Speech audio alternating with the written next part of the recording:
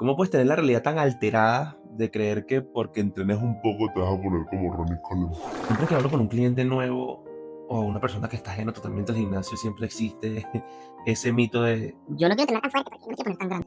yo no me quiero poner como Ronnie Coleman. ¿En serio? ¿Qué tan delgada crees que es la línea entre tú y Ronnie Coleman? Yo llevo 13 años entrenando y no estoy ni así de ponerme como Ronnie Coleman. No soy ni la mitad de Ronnie Coleman. Y jamás estaré así. O sea, tienes el cuerpo de motomoto, pero no quieres salir a correr porque no, bro. Me puedo convertir en Usain Bolt.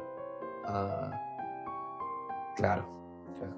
Tienes toda la razón. O sea, lo que me quieres decir es que no haces deporte o no entrenas porque si hipotéticamente harías el esfuerzo de hacerlo, serías el mejor.